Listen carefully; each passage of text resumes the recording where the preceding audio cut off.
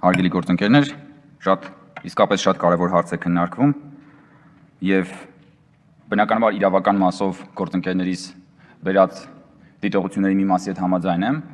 բայց մենք քննարկում ենք Հայաստանի ժողովրդավարության, Հայաստանի քաղաքական համակարգի ամենավճռորոշ, ամենակարևոր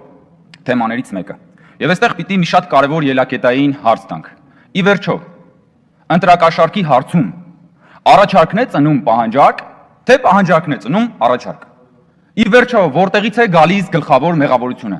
Մարդիկ են, ժողովուրդն է մեղավոր, որ ասում են ինձ ընտրակաշառք տվեք, թե չէ կգանք, չգիտեմ, օլիգարխներին, քաղաքական գործիչներին կբռնենք, կքարատենք, եթե հանկարծ մեզ ընտրակաշառք չտաք։ Թե ի վերջո մեղավոր են քաղաքական, տնտեսական, շահեր ունեցող ամենատարբեր էլիտայի ներկայացուցիչները։ Այսօր քննարկման ընթացքում ավելի շատ, ցավոք սրտի, քննարկվում էր կաշառք վերցնողի եւ բնակիչների քաղաքացիների վերաբերող հարցերը։ Այ եթե քաղաքացին հանկարծ անհաջող ժպտա, այդ նրա ձախ ունքը անհաջող վեր բարձրանա եւ դա համարվի որպես հավանության նշան, գուցե մենք այդտեղ ունենք իսկապես ռիսկեր։ Ժողովուրդ ջան, եթե մարդը ընտրակաշառք չի վերցնում, որպես կանոն, նրան ընտրակաշառք չեն էլ առաջարկում։ Հիմա ինձ դիտող մեր հայրենակիցները վստահաբար դա կարող են փաստել։ Եթե մարդը երկու անգամ ընտրությունների ժամանակ ընտրակաշառք չի վերցրել, նրա տուն ընտրակաշառք բաժանող պարզապես չի մտնում, որովհետև այդ ընտրակաշառքի ինդուստրիան այնպես է կազմակերպված, որ այդ փոքրիկ թաղային լիձեռիկները կամ ներողություն այս բառի համար տասովշիկները յուրաքանչյուրը ինվենտարիզացիա արել, գիտի թե ում տուն պիտի մտնի, ում դուռը պիտի թակի։ Այսինքն, եթե մարդը ինքը ընտրակաշառք չի վերցրել եւ չի վերցնում, այդ մարդը մտահոգվելու առիթ չունի։ Իսկ նա, որ ընտրակաշառք վերցրել է, եւ հիմա մտածում ենք հանկարծ մի հատ անհաջող չժպտա, որ դա լինի հավանության նշան։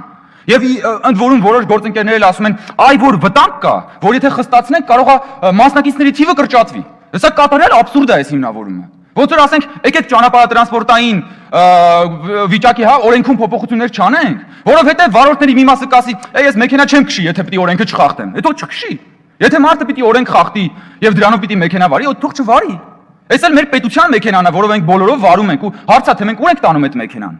Եվ այստեղ կախված է ամենագլխավոր հարցը, որը ըստ էության խորը քաղաքական հարց է։ Եվ դա հետեւյալն է, որ ընտրակաշառքի հարցում առաջարկն է ծնում պահանջարկ,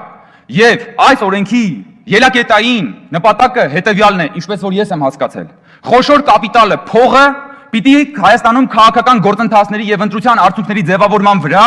ազդեցություն չունենա ընտրակաշառքի տեսքով, որովհետև ովքեր են տալի այդ գումարը։ Հիմա ինձ մի հատ բացատրեք, հա, մենք այս վերջին գումարման խորհրդարանների ընթացքում եւ նաեւ այսօր ունենք այս դալիճում նստած դոլարային միլիոնատերեր, մուլտիմիլիոնատերեր։ Ասացեք ինձ խնդրում եմ, ո՞րն է դոլարային մուլտիմիլիոնատիրոջ մոտիվացիան, որ ինքը ընտրվում է падգամավոր, որպեսզի 450,000 դրամ աշխատավարձով ծառայի սեփական ժողովրդին։ Այն դեպքում, երբ որ մենք հիմա հանենք այդ բոլոր մարդկանց այդ միլիոնատերերի ցանկը, կտեսնենք, որ իրենց ազգային ժողովի падգամավոր եղած ժամանակ քանի անգամ են այդ մարդիկ ելույթ ունեցել, քանի օրենսդրական նախաձեռնությամբ են նրանք հանդես եկել։ Ախր խաշացավի ծիծաղն է գալիս, որ այդ միլիոնատերը ուզում է 450,000 դրամ աշխատավարձ ստանա, որ որպես падգամավոր ծառայի սեփական ժողովրդին։ Հետևաբար ամենակարևոր ելակետային հարցը հետևյալն է ինձ համար, որ Հայաստանում օլիգարխիան եւ խոշոր կապիտալը չպիտի ունենա նախկին ազդեցությունը ընտրության արդյունքների ձևավորման վրա։ Եվ այդ ձևավորման գլխավոր այդ կաթսայի գումարը ձևավորվել է հենց այդ օլիգարխների այդ միլիոնատերերի միջոցով։ Վերցրեք նախորդ ընտրությունների ռեյտինգային տեխնացուների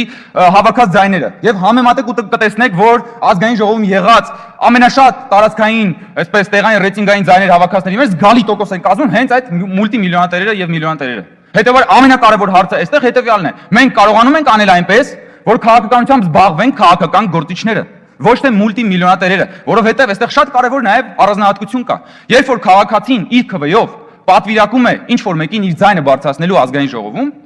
այդ քվեի տալու պահից չի որ ավարտվում են նրանց հարաբերությունները։ Դրանից հետո падգամավորը պիտի հաշվետու լինի։ Եվ քաղաքացին իր հարկերը նրան տալով հաշվետու է հարկերի միջոցով աշխատավարձ տալով հաշվետու է պահում նրան։ Հիմա եթե քաղաքացին միլիոնատիրոջ է ընտրում, որը հետո նաև իր պաշտոնական դիրքը չարաշահելով պիտի իր համար որոշակի հակամրցակցային պայմաններ ապահովի իր բիզնեսի համար, այստեղ նաև մենք պիտի մոռանանք ընդհանրապես ներկայացուցչական ժողովրդավարության մասին։ Ահա այս հիմնական խնդիրն է, որ Հայաստանի քաղաքական համակարգը դարձրել է հիվանդ եւ